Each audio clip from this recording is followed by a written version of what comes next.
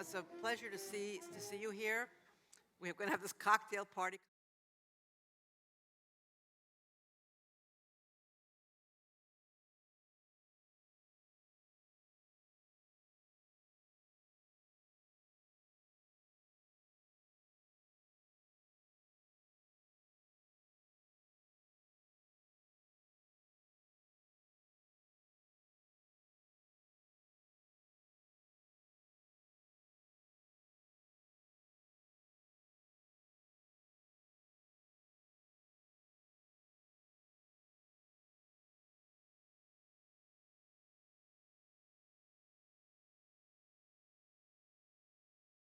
The Shalom Hartman Institute in Jerusalem. Welcome, welcome. And Professor Adam Fertziger, who's the S.R. Hirsch Chair in the Israel and Golda Koshitsky Department of Jewish History and Contemporary Jewry at Bar-Ilan University. Welcome. These are really luminaries in thinking about the issues that we're grappling right now. People who, scholars, professors, teachers, researchers, speakers, leaders in the Jewish community globally, and we're going to grapple with an issue that is very unusual. We don't usually talk about this, I know, but it's called anti-Semitism. We don't usually talk about this, but in this group, amongst ourselves, we can talk about this, right? We had, I thought, a very good session this morning talking about some of the big issues. I know that these are issues that you all are very concerned about because you wouldn't be here. I know many of you are here. You spend your lives involved with these issues, paying attention to these issues, struggling with these issues, thinking about these issues involved in the Jewish community in so many ways, and I know you have a lot to say about this. So we're going to try to talk about some of the big issues in the probably a little bit less than an hour we have to do this. You know, when I was sitting there this morning listening to the conversation, it reminded me of two very important questions that are fairly famous questions that my Uncle Solomon used to ask me.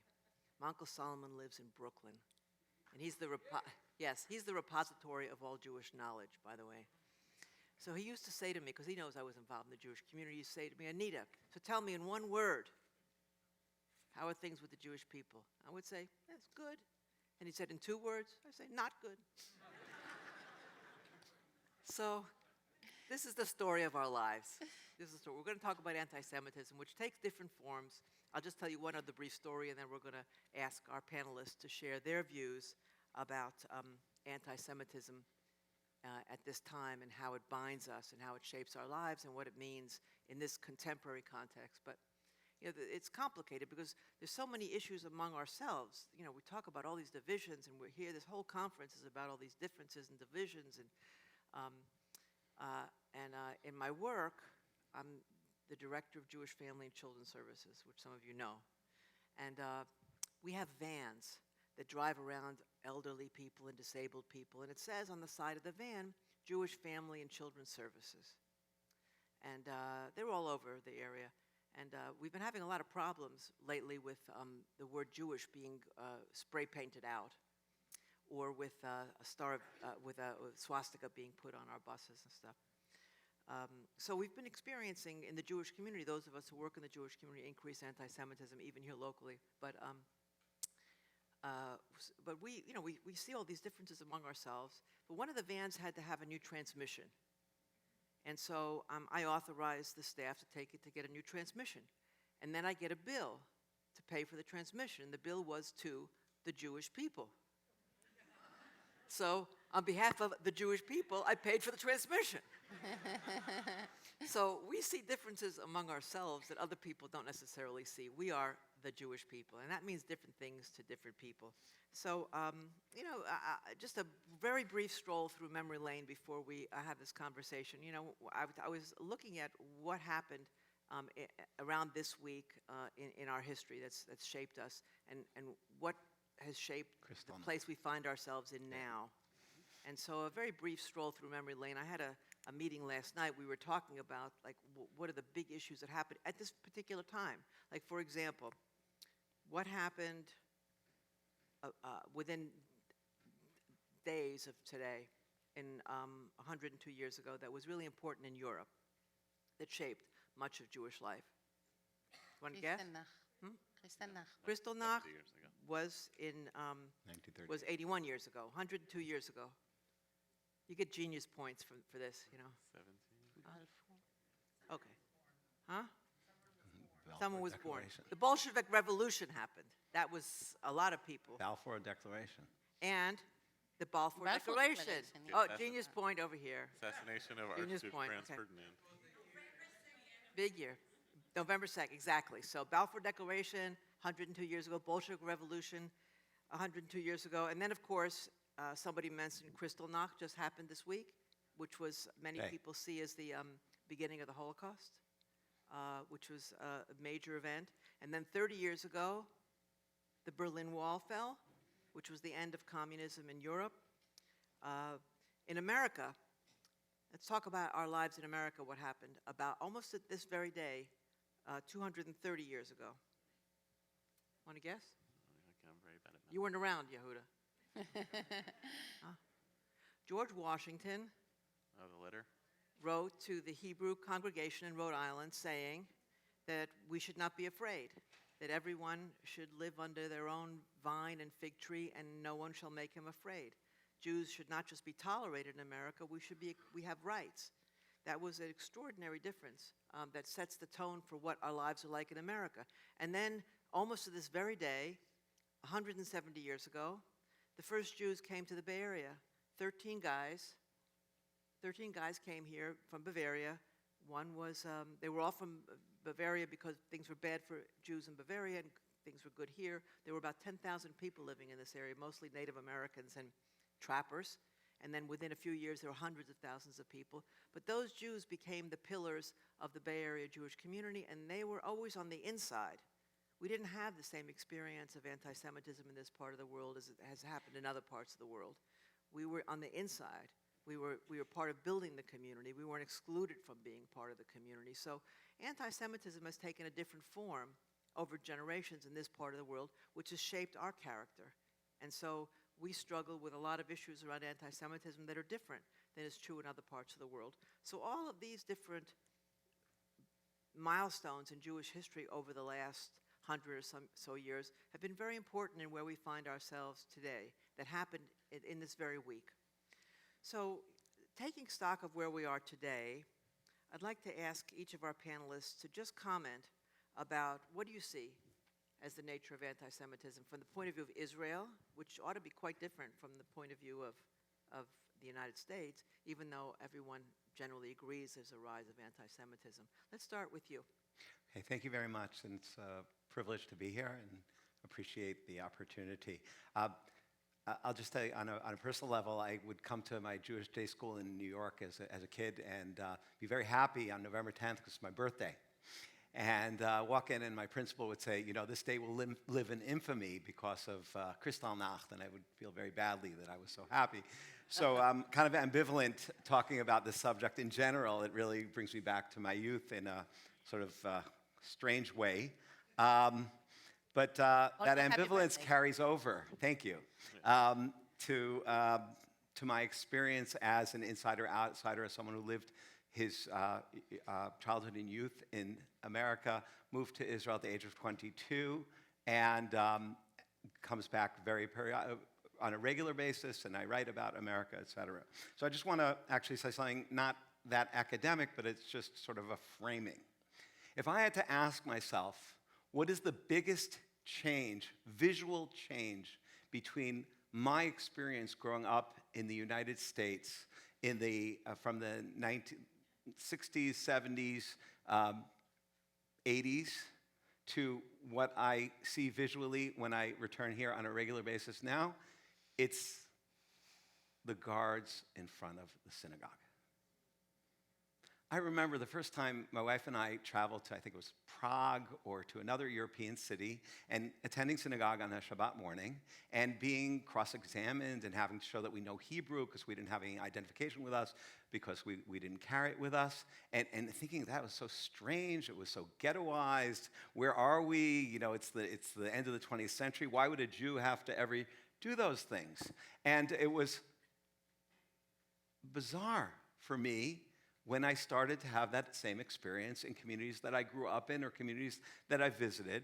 And to be very honest with you, I don't have a clear analysis of it, but on a visceral level, it's very hard for me to say that that doesn't mean something. The fact that today American institutions that are open to the public have to do something about real physical security, not about ideology, about real physical security. I just want to make one more point, and I'm sure we'll have time for other people for back and forth. So in terms of what Anita just said, and sort of segueing, I think here, on an ideational level, there's an experience that Israelis have, which is actually comparable to the American experience. Not the sense of being attacked, but rather the sense that what we experience is not that anti-Semitism. Right. Just like you described it, in the Bay Area, we were inside from the beginning, et cetera, and the whole trope of American Jewry is this idea that there wasn't this, blood entrenched of Pogroms. yeah, right. The whole Yeah. Masorah, the whole tradition, et cetera. So I think Israelis also, as the new Jew, they clearly have lots of enemies. We clearly have a lot of bloodshed, but it's different. That is the discourse. It is different than the experience of the European Jew, of the Jew in Muslim lands in certain situations. So I'm thinking through this session about what does it mean to not have a sort of an internalized sense that traditional anti-Semitism is part of our identity.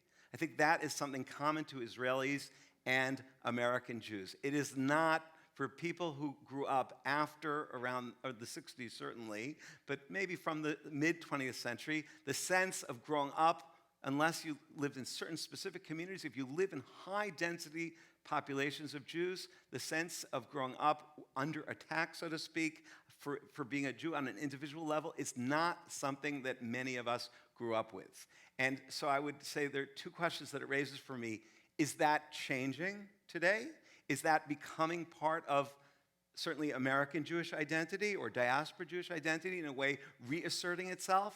And if that is the case, does that present in an odd and actually tragic way,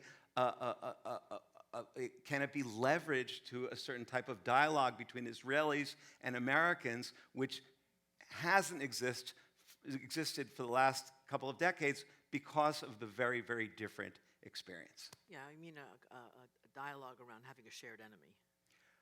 Not the shared enemy. And I want to make it clear because I think they're different enemies, but a dialogue of a sense that part and parcel of our Jewish identity is that there are clear groups that intend violence. And I think that is something that is very far from most American Jewish experiences. Sure. And it's usually related to the Holocaust. I just one more sentence. Sure. I was talking to my students this week, American students in Israel about this, and they were telling me about lockdowns and all sorts of things that I never heard about. Yeah. And it was so interesting that they distinguish between Shoah, Holocaust, and anti-Semitism. There was the Shoah, and there was what's going on now. And that also is very interesting because they all learned a lot about the Shoah, but they don't know how to relate that to what's going on now, and I don't either. These are good questions. We're going to get back to this Yes. because I want to hear from everybody what your view is about what our current issues are, and ultimately we want to talk about what does this mean that the organized Jewish community should do differently than we're currently doing, if anything. So, Yehuda, share a little bit your thoughts about this. So the truth is, I'm happy you started where you started, of the shift for American Jews of what may have scared us in a previous set of generations or didn't, and what scares us now. I will tell you that just from the outset, I find this conversation terrifying. Even sometimes, I admit, more than the anti-Semitism itself. Terrifying. Because this is a conversation I've had with my colleague, Rabbi Josh Layden, here in the Bay Area many times. You yelled at me once, Josh. You said, Yehuda, you have no crisis narrative. And the reason for that is crisis narratives, the panic and fear that drive our fear of others is deeply morally limiting. It obscures our capacity to see all of the power and responsibility we have towards other vulnerable populations and a moral vision of what the Jewish people are supposed to be about in the world. And there has been, for a long time, for the Jewish people, for much of the past century, a sense that because of the existence of anti-Semitism, and Ravit spoke about it this morning, Right. what we need to be foregrounding are principally questions of Jewish safety and survival. And when we do that, I think we miss out on a lot of what's possible, especially for the Jewish community in America. See, Adam, I don't think anti-Semitism wasn't here and has risen. I am basically of the belief anti-Semitism is, was, and will be. That's why I say that's why I do the Pesach Seder the way I do. In every generation, there are people who want to kill us. But that doesn't become the totality of our field of moral vision. I read the American Jewish experience as actually quite different. The thing that scares me, and I think that should scare us about anti-Semitic violence in America, is that it is connected deeply to two trends that are actually terrifying most Americans, one of which is gun violence and the possibility of mass shootings at major institutions. So when they happen at Jewish institutions, they're just Jewish equivalents of things that are happening to other Americans. And the second is the rise of political polarities, which tend to identify minority and other ethnic communities as their primary targets to play out those polarities. And there, the Jewish community is one of multiple communities. We tend to have a lot of episodes associated with us, but I don't know that those episodes are to us a significant. I don't feel that they are maybe yet a significant existential threat. In contrast to in 1950s and 1960s, the anti-Semitism that American Jews are experiencing was actually structural. It was in the halls of power politically in America. Whole golf clubs get created for American Jews who don't have access to their neighbors' golf clubs. So there are country clubs, et cetera. There's been a total shift of American Jewish arrival in the public square, and so now the versions of anti-Semitism we experience are the types of hatred and violence that other minority groups in America also may experience without having the same structural qualities.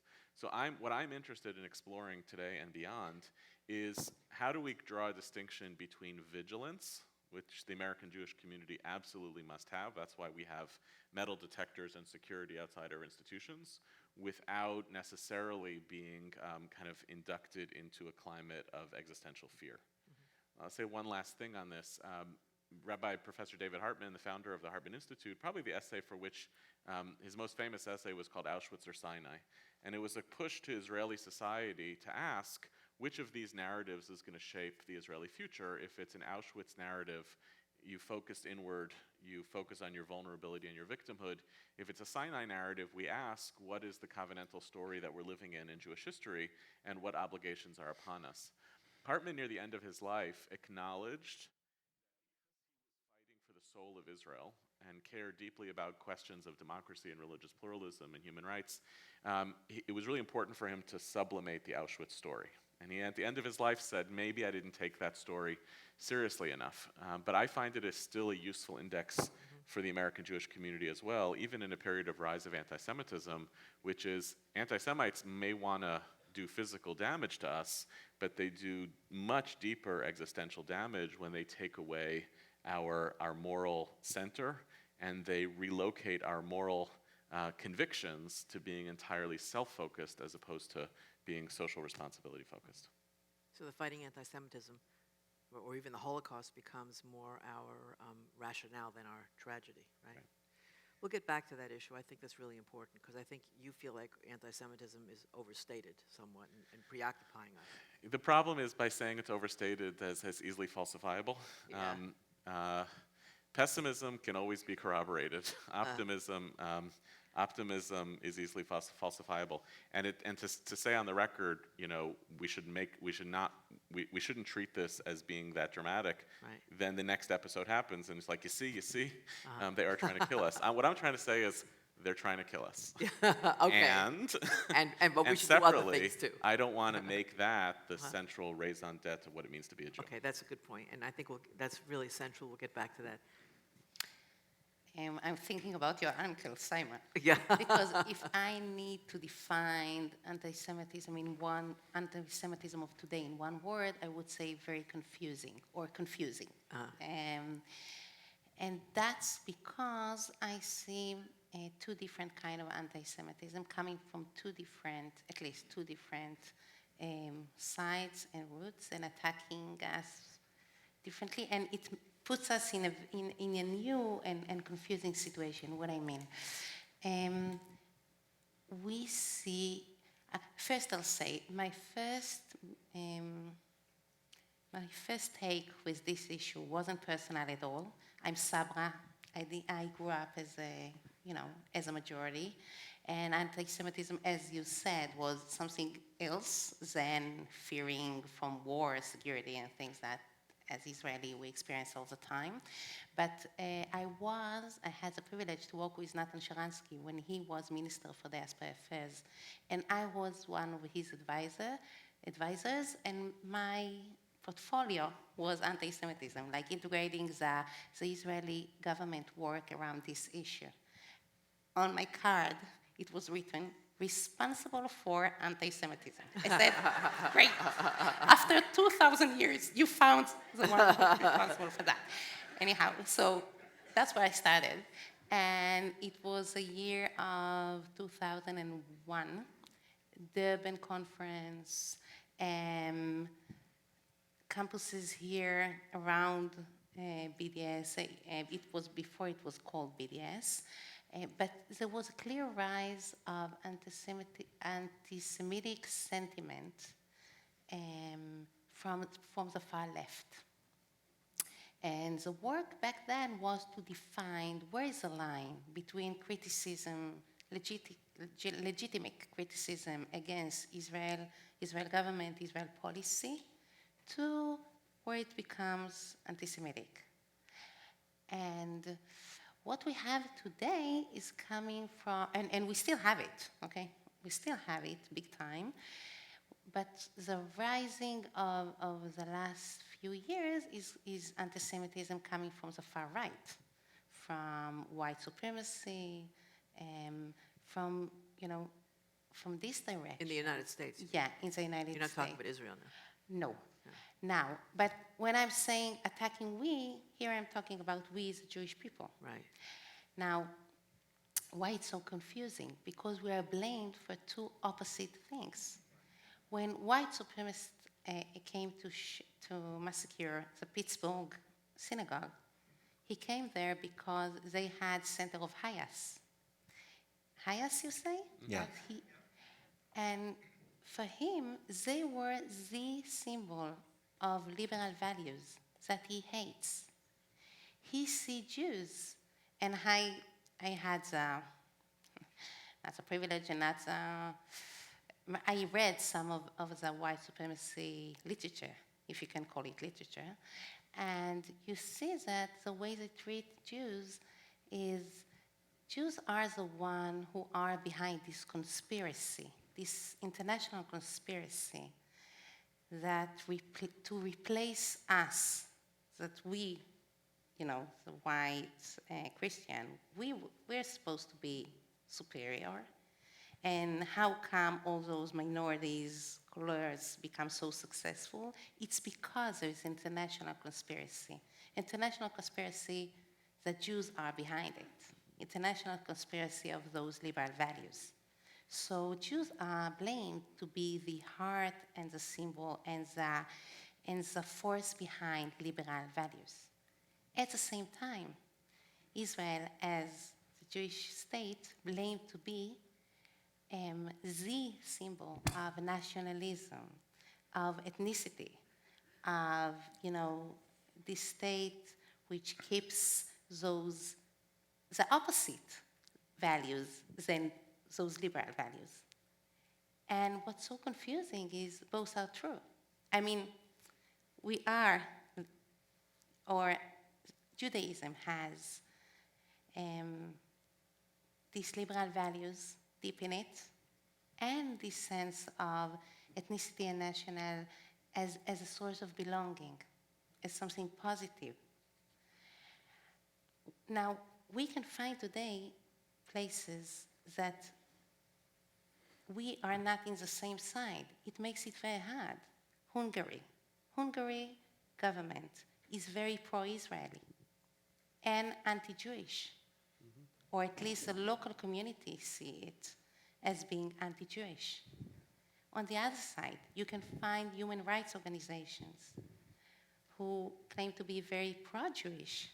You have Jews involved there, and very, very hostile toward Israel. Now, what do you do in those situations? Anti-Semitism was almost the last consensus we had. Almost the last thing we all agree that, this is dangerous, this is not, this is unlegit, this is something we should fight together. Now, I think we all agree on that. We still agree on that, but it's becoming harder and harder because the confusing nature of it, of today. Right. Now, I feel we can find ways to do that, but we need to be more sincere in the way we speak about it. Not to say, anti-Semitism. Which kind of? Where the line is? How? Yeah. I think that's really important because anti-Semitism has always taken lots of different forms at the same time. I mean, you could be, you're a communist, you're a Jew and you're a communist, or you're a Jew and you're a capitalist, but you're a Jew. I remember recently I had occasion to meet with Chancellor Merkel in Germany, who was talking about European anti-Semitism. And she said, she was extremely alarmed. She actually used the word terrified too, as you did, about what she sees happening there, as we all know. And she said that she sees it as taking three forms. From the left, it takes the form of delegitimization of Israel. The Jewish people should go away. From the right, it takes the form of Jews as like insects, and it's biogenetic. And then there's, of course, the radical Muslim version, which is a hybrid. Both you should go away, and you're also biogenetically inferior. But all of it means go away. It's all about going away. But the question we have about what's happening now, I mean, if you try to tell people, we're making too big a deal of anti-Semitism, they're just going to get mad, right, Yehuda? I mean, they're going to say, what? We all know that what's happening in the world now, there's increased anti-Semitism. Is it really any different than it has been in previous periods, really? And what should we be doing something different about it? I mean, you said you're afraid that it's taking us in a different direction, this preoccupation with anti-Semitism.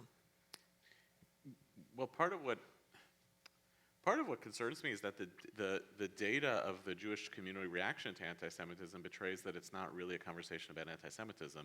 If we were talking about anti-Semitism, you would do two things. One is you would take seriously that anti-Semites fundamentally hate Jews and want to eradicate Jews, and therefore you would have to identify as a collective member of the Jewish people and care about fighting those anti-Semites who you don't like. And the fact that the Jewish community has partisanized our response to anti-Semitism betrays that we tend to not actually be interested in fighting anti-Semitism. We tend to be interested in fighting anti-Semitism on the other political aisle, or at least to calling it out, which means that we're primarily interested in winning elections. If we can identify and name that the other political party is driving anti-Semitism in America, we can demonstrate that they're anti-Semites and therefore they're not in the American interest. If you're really interested in fighting anti-Semitism, you don't care about its partisan manifestation. The other thing that you might do if you were really scared about anti-Semitism is you might get a little quieter about it and organize more effectively. But since the primary instrument that the Jewish community appears to be using in America is calling anti-Semites out on Twitter, it doesn't look like quiet organizing. It looks like a community that is trying to, in some ways, broadcast its fears and try to use them as a cudgel. Deborah Lipstadt has a great articulation of this, where she says, part of the responsibility is how do you fight anti-Semitism without simultaneously amplifying it? And so much of our response, which is part of what's making me concerned, is that instead of saying, here's a social, theological, political problem that we could do some serious organizing, coalition building, et cetera, to deal with. We're doing a lot of amplifying this, and I think that's because it serves our various political needs in America right now. So you feel like it's become a partisan issue? I think it's explicitly a partisan issue. Yeah. Right-leaning American Jews talk almost exclusively about anti-Semitism coming from the political left and being about Israel. And Jews on the left speak almost exclusively about anti-Semitism as a white nationalist phenomenon, because it's very hard to admit that you may be allied with anti-Semites, and it creates all sorts of these weird apologetics of so-and-so can't be an anti-Semite, I had Shabbos dinner with them, Yeah. right? Which is functionally irrelevant if we're talking about toxic ideas that can transcend individual commitments and turn into public policies that are dangerous to Jewish lives. Can Adam? I interject Yeah, please. here? Yeah. Let's just feel free. Let's just have a conversation Okay, about this. so I want to press this a little bit. Someone very smart made the following argument to me, and I'm raising it as a question, but it's in response to what Yehuda just said, that ultranationalist right-wing people always hate Jews and always express it, and it's part of their core identities and outlooks, etc. What worries this person is when people who are liberals express anti-Semitic ideas. So at first I thought when the person said that was partisan, like, okay. But then I was thinking about it, and I spend a month each summer in Oxford, in England, and so I'm pretty familiar with what's going on in England with the Labour Party, et cetera. And the distinction is one that I think that we have to touch on because it relates directly to what it means to be an American Jew, which is that liberal values, which are the predominant discourse of American Jews since Roosevelt, certainly, should, by definition, undermine anti-Semitism. Because they're based on principles of respect for human beings and for diversity and all sorts of things that would seem to be absolutely not allow for these anti-Semitic types of discourses to emerge. And therefore, when you have it going on both sides, it's not the same thing. The one on the liberal side is more alarming because then you're talking about a more broad-based type of thing, and it's not the natural. It doesn't fit really in the broader worldview of the liberals. So I thought that was very, very interesting. I see some people shaking their heads. I think this is very, very hard to hear. Very, very hard to hear that, and therefore it's part of why we don't talk about anti-Semitism. We don't want to think of the possibility that people that we share so many values with, that we have so much in common with in terms of our articulations of ideas of tikkun olam, our ideas of other human beings, of the earth, all sorts of things, might actually be holding on to types of racism or prejudice towards us that are so repugnant. And I don't think that this is definitely the dominant discourse among people who are liberal, but the fact that it exists, and I think what has changed in the last decade is that it's legitimate to express some of those ideas. Again, there's the elephant in the room: is it anti-Israel, is it anti-Semitism, et cetera? But assuming that a lot of it does come across today as anti-Semitism, I think that's something that we cannot ignore, but it is very, very uncomfortable. Just to say one more comment. In the 1930s, actually in the interwar period in Germany, there was clear, very different situation. I'm not saying it's the same situation at all. Make it clear. I'm not trying to draw a direct comparison. Direct comparisons are simplistic. But there was clear, public anti-Semitism that was growing. We all know that. Touching on what Yehuda said, but it's interesting how different people reacted.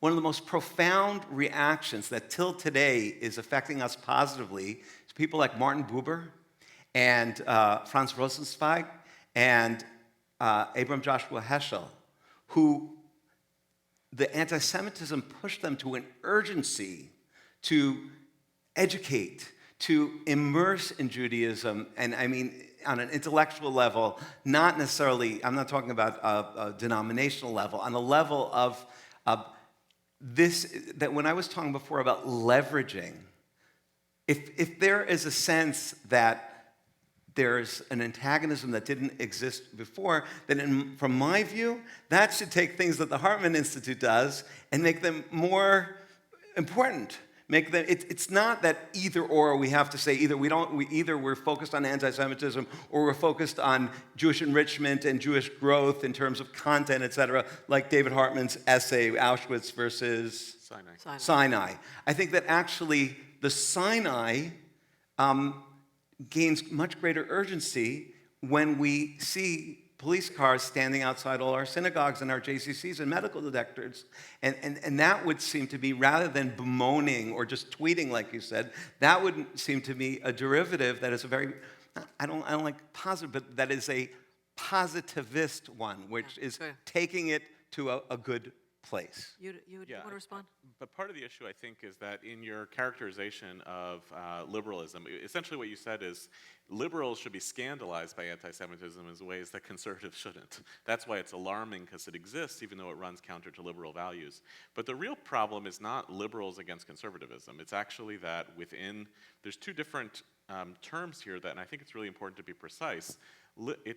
Anti-Semitism is not really a major problem for the majority of Americans, the plurality of Americans who would identify as liberal. There's a big distinction between liberals and progressives because they have totally different worldviews.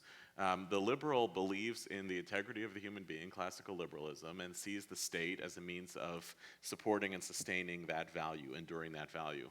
Progressives have a much more rooted critique of whether the modern nation state can ever actually take care of individuals, and is interested, especially American political progressive right now, in dismantling those structures because it sees the ways that they become ethno-nationalistic. If you want to identify a problem in the progressive camp, I see it and I care about it too, but then you also have, on the other side of the story, the rise of the pro-ethno-nationalists, including most of the state of Israel, that is effectively complicit in a narrative that validates its strongest critics. So I'm with you to some degree of like, I should be more concerned about this because it represents what seems to be an ideological hypocrisy. You seem to care about this, and yet you hate Jews in that process. But I'm also looking at being an inheritor in the 20th century of ethno-nationalism as the thing that killed more Jews than anything else. And when I see, and you alluded to this before with respect to Hungary, when you see that Israel essentially playing in the camp of that ethno-nationalism, that's where this polarity really starts to become dangerous between the rise of ideologies that are totally against the infrastructure of the state, and then Israel as a kind of representative of that kind of state on the world stage. You want to respond? But yeah, Good. I like kind of, because just like you said, there is distinction between liberalism and progressiveness. Mm-hmm. There is a distinction between, now I would say it in Hebrew, and we'll think together how to say it in English, between לאומיות and לאומנות, obviously. I mean, לאומנות stands for ethno-nationalism, which is racist, which focused on who are we not, who are we against, while לאומיות focus on who are we. Now, Begin was the head of the national camp in Israel and very liberal at the same time. Begin is the one who brought refugees. I don't know if you know, there was like a ship from Vietnam of people who were refugees, and Begin accepted them and said, we were refugees for so many years, this land cannot be locked. for refugees. Begin was the one who made the Supreme Court of Israel very, very strong. It's not to say that all the Israeli right is ethno-nationalist like in Hungary. That's not fair. It's not true. Now, and just like you want to do this distinction in the left, I think we should be more accurate. And also, it's not helpful to say you are all, because now, what I do think, I don't like being in the position of AIDS scapegoat. So I must say, I don't know what the American community should do with local anti-Semitism. I think I know what Israel should do. So what should Israel do? First, we need to make Jewish solidarity a political. We need to think about Jewish solidarity and our responsibility and solidarity with local communities as just like we think about our political and international needs as a state. And I'm coming back to Hungary. Okay, when Israel is looking on Hungary, for example, we look on our political needs. We need allies in the European Union against, all kind of this chess play. We don't take the local community as a political interest. This is, nice to have. This is a luxury. This is not part of the political chess game. I think that's a mistake. I think having a close relationship with the diaspora Jewry is part of the political need and interest of Israel. And that's the way we should think about it. And we also need to consult with local communities. Can't be that one of our ministers will come to Pittsburgh and give a statement without talking to the people, the local people. It's embarrassment.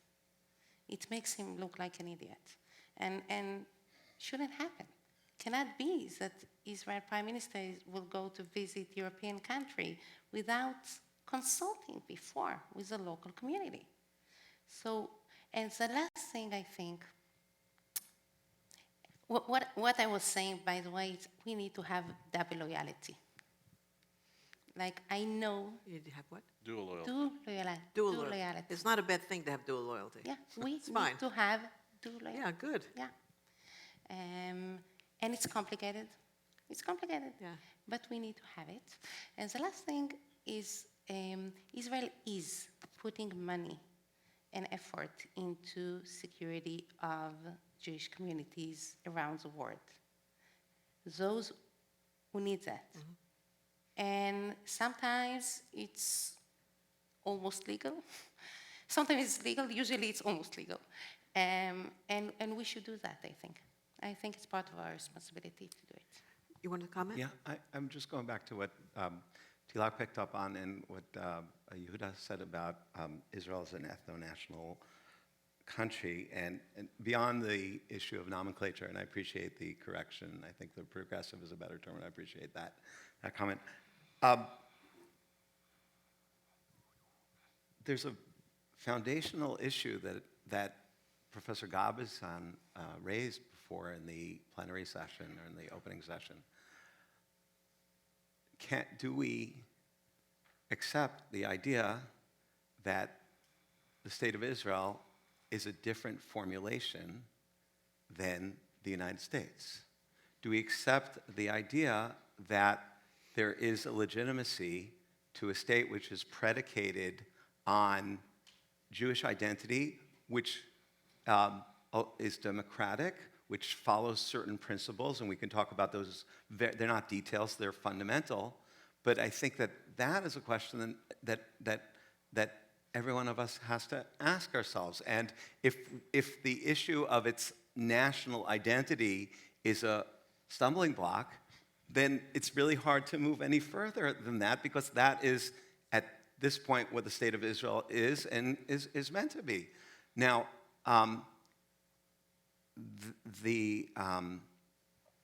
once one does accept the fact that these are different, and that one might be my better comfort zone and the other less, then one can question, okay, I don't like the word loyalty, but I often think about it as, if I'm an American citizen, I live in the United States, this is my country, and I may deplore the political posture of leadership or et cetera, but it is very clear, except for a very small majority, that I live here, and if I care, I'm going to do everything I can to make changes and to push for a better policy, a better leadership, et cetera.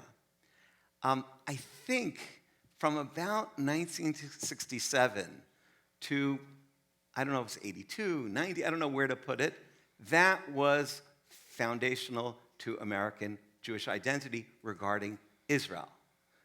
Israel is part of our identity. We are Jews. We don't live in Israel. We support Israel. We don't agree with everything that Israel does. We will push for our approach, but we certainly see a legitimacy to the state of Israel. It seems to me, and I really would like to be corrected if I'm wrong, but to me, this whole conference is sort of predicated on the fact that that's no longer the normative discourse among a significant voice in American Jewry. And from my perspective, looking at that, you mean the centrality of Israel is no longer. the loyalty and Loyalty. then moving from there. Yeah. That this is, Right, we're committed to the state of Israel. Right. Now, how can we make it a better place? Right. Now, if that's the case, then we can make types of comparisons between ethno-nationalism in Israel and horrendous things going on in America, and then say, well, if I'm uncomfortable with that, and lead it to where it can lead. If I take the position where I identify with Israel, not with policies necessarily, but with the state of Israel and its founding principles or its foundational principles, then I think I may have a much harder time making the academic type of comparison you're making, because that academic comparison leads to the conclusion, no, if I can't identify with ethno-nationalism here, then I can't identify with ethno-nationalism there, and then this whole conversation sort of leads that way. So to be clear, I'm not making an argument that Israel is empirically an ethno-nationalist state. That's not what I'm saying. I'm saying that those ideas are on the rise, and we know that those ideas are on the rise. Right. They're on the rise in Israel. They're on the rise in certain parts of American political discourse. They're certainly on the rise in Europe. Right. At that version of right-wing ethno-nationalism and the progressive critique of the state are codependent. Right. They need each other. When you have a situation, you alluded to it before, when Naftali Bennett is the representative of the Israeli government showing up to speak in Pittsburgh, and he's met by protests by the progressive wing of the Jewish community, Ben the Ark, Jews for Racial and Economic Justice, that is a perfect vision of this storm, because the progressive critique says, don't send us one of the leading voices of an ethno-nationalist Israel. Because then the argument that lives in between that, which is I think where I want to focus my energy, because I actually think it still speaks for the majority of the Jewish people in both America and Israel and elsewhere, is that there's a space between those positions which believes that fighting anti-Semitism and fighting for democracy are identical. Yeah. That's what seems possible. But when democracy gets treated as a bad word in Israel, when human rights is talked about, very critically, it becomes much harder to hold that middle space where fighting anti-Semitism and fighting for democracy should be considered part of the same family of values. Well, we have a few more minutes. I just want to kind of wind up and talk about where we're going. It's interesting, your different viewpoints about this issue. Because anti-Semitism, the title of this session is Anti-Semitism That Binds Us. I mean, really, the feeling that the whole world hates us in one way or another has really brought the Jewish people together, and in many cases has kept Jews Jewish. I mean, if you talk to Jews from the Soviet Union, they'll across the board say the fact that you had to have Jew in your passport kept them Jewish. Mm-hmm. So it's been a source of strength in an odd kind of a way. But in the organized Jewish community, when a lot of the energy goes into fighting anti-Semitism, how do you fight anti-Semitism, really? I mean, we know that it's taking different forms, and it's a preoccupation, and maybe the fact that we're preoccupied with our death has been the reason why the Jewish community is peppier and stronger than it's ever been. Mm. But the bigger issue that I see, and I'd like you to comment on this, is that most American Jews especially, and I don't think Israelis either, feel like their lives have been shaped by anti-Semitism. They don't feel like their educational opportunities have been shaped largely by the fact that they are Jewish. They don't feel like their employment opportunities have been largely shaped by the fact that they're Jewish, not in this generation. So they don't have the experience of feeling like, anti-Semitism is the reason I want to be Jewish, right? So how do you fight anti-Semitism? In the Bay Area, only 25% of Jews feel like it's really important to them to be Jewish, So if you have a community where most of the people don't really feel like it's all that important to be Jewish, then why are they going to care about Israel? And how are you going to get them excited about anti-Semitism? It's just not that important to them, and they haven't experienced it. So I'd like to hear you comment about what our community should be doing in the face of contemporary anti-Semitism. So I just, my friend David Myers from UCLA is a very dear friend of mine. He wrote a book where he talked about sort of in a very uncomfortable way about a little dose of anti-Semitism actually does bring us together, and maybe we're missing that. And that's, a very horrible thing to say, and I'm uncomfortable with that. But I was thinking about unity when you were speaking, and there are people here from my generation, mostly. It's really interesting that as American Jews living in the 60s and 70s, growing up in those days, we did obsess about anti-Semitism. But it was, if you were an active American Jew, it wasn't anti-Semitism in America, it was in the Soviet Union. Right. And that was one of the most unifying movements. You mean doing the Soviet Jewry movement? The Soviet Jewry movement. Yeah. It cross-denominational, cross-observance, cross-geography. And it's really kind of illuminating to think about, it was fighting anti-Semitism, just it wasn't against us. It was against someone else that, okay. So I'm just thinking out loud of, is there a way to, without becoming alarmist, without overstating, like Peter Novick said people did in certain stages, without overstating Holocaust repetition and stuff like that, which is anachronistic and which is simplistic, is there a way to energize people with a sense that there is something going on, and say, well, let's use this to, like I said, urgency, and say, this is, whether we like it or not, something that unifies us and is not politically based, and do more studies, but maybe more, rallies. I grew up on rallies. People grew up in the 60s and 70s. I don't know. So maybe we need to go to the streets a little more and not be afraid. I don't think anybody would come to your rally, frankly. In Pittsburgh, they did. But that, Well, hey. I mean, they did. And the Pittsburgh community is being transformed right now before our eyes. It's fascinating to see what's going on there. Yeah. They are taking it to a very positive place. That's right. And maybe we can learn that without, God forbid, having to go through the we don't want to have things that they've in order to get people interested in rallies, or working. Yehuda? I'm not a big fan of the word unity, because I think sometimes you can experience the word unity as something that is some ideal that's supposed to suppress dissent. I know that's not how you're using it, but sometimes can be a scary word. And I would say actually a lot of Americans are more mobilized today in going to rallies, American Jews, than have in decades. And they are mobilized politically because there are other, perhaps more pressing, moral, urgent problems in America, including what's happening at the border. And you're seeing people actually are mobilizing and going to rallies to tell them, stop going to the border, instead mobilize around anti-Semitism, I think is the wrong play. What I'm more interested in is actually a tool that the Jewish community has in spades, it just doesn't use internally, which is coalition building. There's a lot of coalition building happening on the political right between American Jews and, for instance, evangelicals, because they have a shared issue at stake, which is support for the state of Israel. There's tremendous coalition building happening on the American Jewish left between Jewish communities and other communities of color and other vulnerable and victimized communities in America, because they have a shared interest, which is that vision of a multicultural America. What it's amazing how little internal coalition building. So in other words, we have the skills. It's amazing how little internal coalition building is happening between the different partisan voices inside the American Jewish community, as though to do internal coalition building is somehow to be complicit, which is crazy.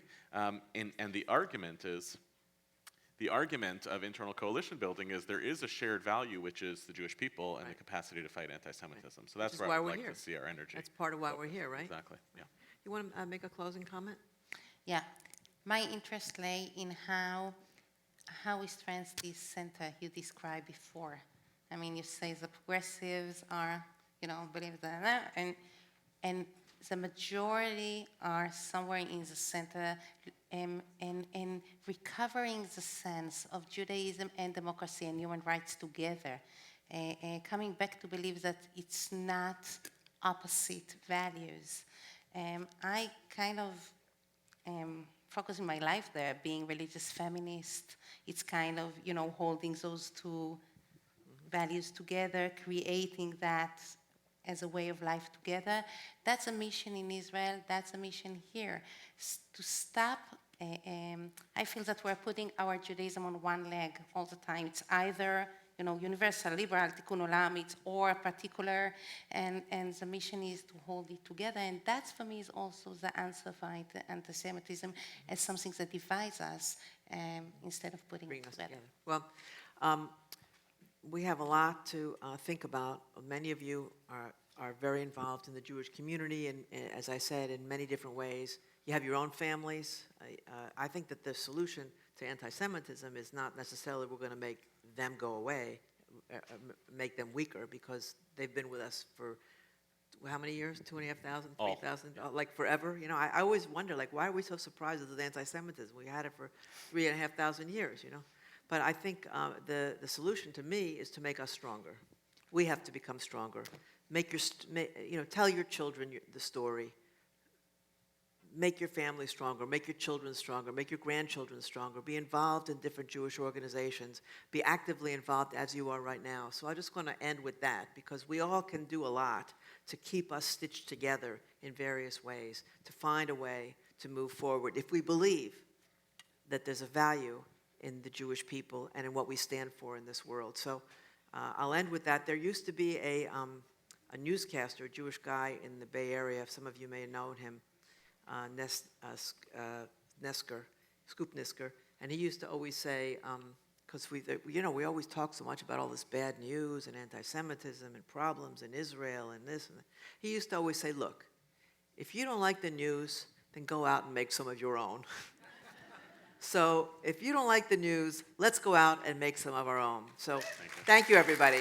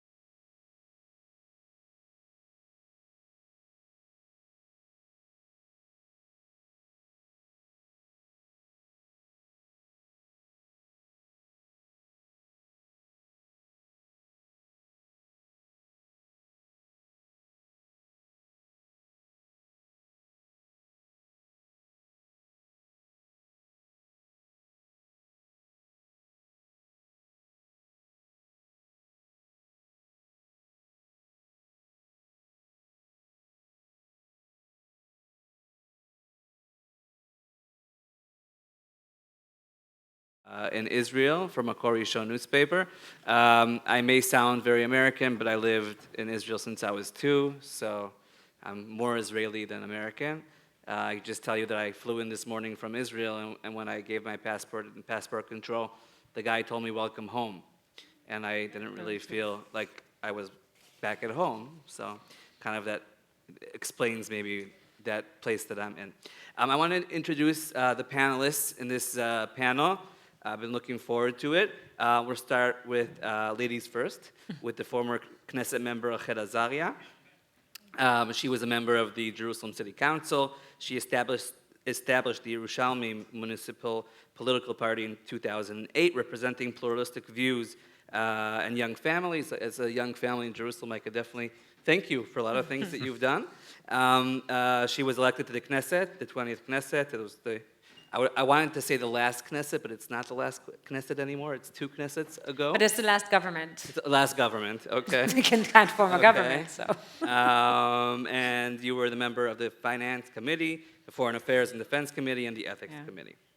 And we have Michael Kaplau, the Israel Policy Forum's Policy Director, based in Washington, D.C., a regular contributor to Foreign Affairs and Foreign Policy magazine. Michael writes a weekly Kaplau column and edits the Israel Policy Exchange. And on the far left... Probably not, but okay. Not far left, but yeah, whatever. Mine, not theirs. You're on the far right. Dr. Daniel Gordis. Many of you probably read his recent book that came out about the We Stand Divided, a rift between American Jews and Israel. It was published just past year. He is a senior vice president at the Koret Distinguished Fellow at Shalem College, the author of 12 books. Gordis is a regular columnist for Bloomberg Opinion. So applause for our participants. And we had an introduction email here. And it was interesting kind of to hear, there was a debate between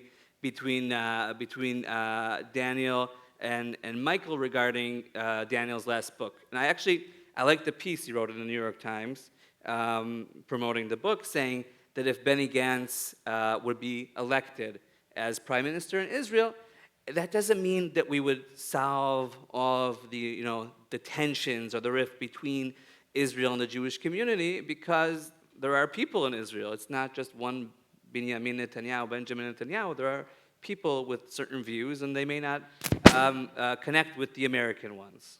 Am I correct until now? Oh, yeah. Okay. And Michael wrote a piece kind of not agreeing with that part. Well, he wrote a piece about the book, not about the New York Times. Exactly. Yeah, actually, I agree. You mentioned the New York Times, right? And then also it'd be interesting also to hear Rachel afterwards as a politician. That whole issue of how much the politicians have an influence on the people and what's going on there. And Benny Gantz is not the head of the party that you were a member of, but you may have opinions on that. So let's first start with your criticism, I would say maybe, or your reaction to his book. Sure. So I'll let Danny characterize his book since he's the one who wrote it. But you can correct me if I mistake. So Danny's basic thesis in his book is that the rift between American Jews and Israel isn't over what Israel does, but what Israel is, meaning that it isn't necessarily connected to specific policies of the Israeli government. It's more connected to the idea of Israel as a Jewish state. And that's where I differ from what is, in all other respects, an excellent book. I think there's no question that Israeli Jews and American Jews are different. I think that it's fair to have a debate over this peoplehood question that we've been talking about all day, whether it actually is accurate to characterize all Jews everywhere as one people, or whether there are things that are so fundamentally different about Israeli Jews and American Jews that ultimately make this peoplehood question a difficult one to answer. But I think that American Jews certainly support Israel as a Jewish state. While there are elements within the American Jewish community that are anti-Zionist, non-Zionist, perhaps ambiguous about Zionism. I don't think that characterizes the American Jewish community overall. I think that the American Jewish community overall is deeply Zionist in the sense that it does support Israel as a Jewish state, understanding that Israel is not the same thing as the United States and is going to look different. I think that much of the discontent in American Jewry right now is precisely over specific Israeli policies that American Jews have difficulty with. And where I certainly agree with the New York Times piece is I don't think that if Benny Gantz becomes prime minister, it's going to heal all ills between American Jews and Israel, but that's because of policy. But will it heal part of them? I think in the short term there will be. Listen, I work for a think tank and I live in Washington D.C. and I spend much of my time up on Capitol Hill talking to politicians. Certainly, on one side of the aisle, Prime Minister Netanyahu, divorced from any specific policies he's advocating at the moment, just Prime Minister Netanyahu himself is deeply unpopular, and having anybody else as Prime Minister will, in the short term, I think, go a long way toward healing some of the issues that American Jews have. And frankly, I think that's whether it would be a Prime Minister Benny Gantz or even a Prime Minister who is significantly farther to Netanyahu's right, such as theoretical Prime Minister Gideon Sa'ar. I think that a lot of it is over Netanyahu himself and the specific ways in which American Even if Jews... Gideon Sa'ar will not promote an egalitarian Correct, I'm saying hotel, and conversion laws will not promote them Right, because I'm the saying government won't allow it. Correct. In the short term, it's simply Netanyahu. But in the medium and long term, it's 100% over policies. Benny Gantz is not going to solve these problems because he as well will embrace policies that American Jews disagree with, and certainly someone like Gideon Sa'ar would be the same. So I really think it's a policy-driven argument more than anything else. Okay, Danny. So first of all, I'll just add by saying, as another Jerusalemite family, I was very grateful for the work that you did. Thank you. Not as young a Jerusalem family, but nonetheless, even as an Alta-Kaker Jerusalem family, Okay. we really thought that you were a phenomenal breath of fresh air. So I'm grateful for all the work that you did and hope you will be back. In any event, look, I didn't say that American Jews are uncomfortable with the idea of Israel as a Jewish state. I don't actually think that sentence appears in the book. What I said is that Americans are uncomfortable with the idea of Israel as an ethnic democracy, and that the American project and the Israeli project are really antithetical in a lot of ways when it comes to being ethnic blind. America is, I'm doing a book talk in the next section, so I'm not going to spend a lot of time on this, but I think that America was meant, we understand, to be ethnic blind. Give me you're tired, you're poor, you're hungry, your teeming masses yearning to breathe free. I don't care what your race is, your ethnicity is, your religion is, nowadays your gender, your sexual orientation, I don't care. If you're a human being and you want to be part of the American project of infinite human potential and a new experiment in human self-government, come. That's what the Statue of Liberty means. You're part of this. 1917, His Majesty's government viewed with favor the establishment in Palestine of a national home for the Jewish people. Not in any way to justify not giving minorities complete civic rights and so on and so forth, but they are fundamentally different enterprises. One is by definition embracing of all of humanity, and one is not. One has thoroughly succeeded because with all of the problematics of America, many of us in this room are the children, the grandchildren, the great-grandchildren of people to whom America actually lived up to its promise. In other words, it made a promise to my Savta when she came in Ellis Island in 1908, and she never finished high school, and all three of her children did doctoral work. She lived in a very tiny little apartment in Borough Park, and all three of her children had, suburban houses. America did live up to that promise. America, in a lot of ways, again, it's a very flawed country. It's going through a terribly sad time and all of that, but America is an extraordinary success in many, many, many ways. Israel had a different purpose. Israel was to save the Jewish people. And Israel has lived up to that in many respects. I would say, by the way, the interesting test case is not Gideon Sa'ar. The interesting test case would be Bougie Herzog. And if Bougie Herzog was elected prime minister, he wouldn't change anything either. In other words, his attitude, and if Rachel Azaria, who I would vote for prime minister in a second, was prime minister, I'm guessing that you probably don't have a radically different conception of how to handle the Palestinians. You'll tell me if I'm wrong, I'd love to hear. Because the conversation that we always have in America about Israel is how long is Israel going to continue the occupation? The real interesting question is, how long are Israel's Arab neighbors going to be sworn on Israel's destruction, which puts it in a position of having no alternative but to stay in the territories that it unfortunately and unhappily finds itself. So I think where Michael and I disagree, and I think that yours was by far the most refined and dignified. I mean this really very seriously, and I wrote publicly as soon as you wrote your piece that I really admire. The world has become so toxic and so dismissive, and Michael disagreed with parts of my book, and wrote a really lovely piece. And the first thing that I did before even dealing with the substance, just thank him for that kind of tone, because that, if nothing else, is exactly what we mean. But Judith Shulevitz in the New York Times was a lot less, lot less gentle. And Eric Yaffe of the Reform Movement, kind of went ape 2 days ago. And he kind of completely lost it. But, I'll get the last word. But my point about all this is I think that American Jews, of course the occupation is a problem. Of course the occupation is a threat to Israel's moral fiber down the road. Of course the vast majority of Israelis don't want their kids patrolling Arab villages and being on top of 1 million whatever people in the West Bank. The number of people who actually celebrate the occupation in Israel is dismally small. Why is Israel, if it is lurching to it's not lurching, it's inching to the right? Because increasingly, the number of kids who go to vote in the polls were born after the death of Rabin, were born after Oslo, were born after the beginning of the Second Intifada, practically, and they just don't remember anything other than conflict. They don't remember a serious peace process, and so they're losing hope. And the ideas that the left was promulgated on, land for peace, have long since been debunked. And we're in 2019. It's 19 years, almost 2 decades since the beginning of the Second Intifada. And here I will say, as a person who instinctively leans left, what does the Israeli left come up with to offer Israelis as an alternative to what it was selling in 2000, which was land for peace, which they clearly don't want? So I think really what we disagree about, here's what I would put. In just one sentence. One sentence, with no subordinate clauses. How's that? The occupation is not going anywhere anytime soon. It's just not. And therefore, the question that I was trying to raise in the book is, can we learn to think about each other? And Israelis have to learn to think differently too, not just Americans. Can both sides learn to think about the other differently so we can embrace the successes that it represents, understanding that the occupation that this side really hates and that many people on our side also really finds very distasteful and problematic? Can we somehow learn to have a conversation about these two communities that is not occupation-centric, because the occupation is going to be here for a very, very long time? Okay, Rachel, future Prime Minister of Israel.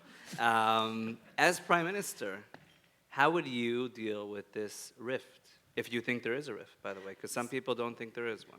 Okay, so I'll take it first back, and I want to say a few things. I think what you were talking about, Benny Gantz, if it will change the relationship with the American Jewish community, I agree that it probably wouldn't too much. I think that in all the major issues that we're dealing with in Israel, occupation, yes, no, state religion, the Arab Israelis, what Gabizon was talking about in the morning, I think all of these major issues, there won't be any breakthrough in the next few years, no matter who is prime minister. I think it's important that there'll be a different party that will rule in Israel, because I think there are too many years that the Likud has been in power. I was in the coalition, I've seen what it does. And even though your party is now with the Likud. I'm not with my party. Okay, okay. That kind of happened. So even though I don't think there'll be major change in all these fundamental issues, so yes, also in the relationship with the American Jewish community, I don't think there'll be major change. I do think this discussion is very important, and although I don't agree with you, Daniel, with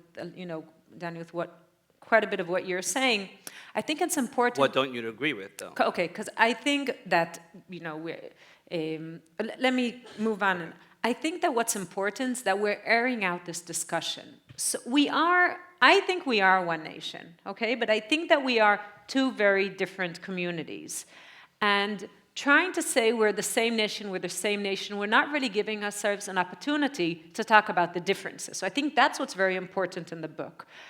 But I think that we need to think about it more.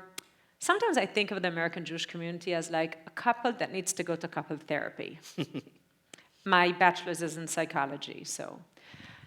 You see, usually when you go to couple therapy, I didn't go, but I know because I studied it. So usually when you go, one of the first stages is to see, maybe one of the partners is going through something themselves, and sometimes that's what has to be handled before we can have couple therapy. Now, I think in many ways, we are still defining our Judaism in Israel. We are still defining almost everything about ourselves. So as we're defining, the American Jewish community is much more defined, even though now there are still some new definitions, but the Reform community, the conservative community, they're all communities that were built during this century or century and a half where the entire Judaism has changed so dramatically. So the American Jewish community kind of found a way to integrate Judaism into their life. In Israel, and I think we have an excuse because we were establishing a state, building our economy, winning wars, doing everything we had to do. And now we're in a time where we're trying to define what does it mean to be, what does it mean, the Israeli Judaism? And one thing that's important to understand is that I don't think it will be similar to American Judaism. It's not going to be Reform Judaism. I know that Reform and conservative movements in the United States, often they think that soon the Israelis will be Reform. That's not going to happen because Reform and conservative movements were established for people that live in the United States during that century. And in Israel, we're working to define it. This is very hard work. I've been doing it for the past 15 years. I paid a lot of prices for it, going back and forth to the Supreme Court, fighting with ultra-Orthodox, not easy situations. But this is part of this defining. And once we define ourselves, I think that's when it will be easier to have this kind of negotiation. But at the same time, I think that once we realize that we're not going to be identical no matter what. And when you get married, and sometimes like in the first year, so you're like, oh, we'll do everything together. And after you're like, if we're going to do everything together, I'm not going to do half the things I like doing, and he's not going to do half the things he likes doing. So I think we need to try to think about it in the same way. So if the heading of the panel was, are we together for the kids? No, we're together because I hope we love each other. I do. My mother made Aliyah from the United States when she was 18, and my father made Aliyah from Tunis when he was 6.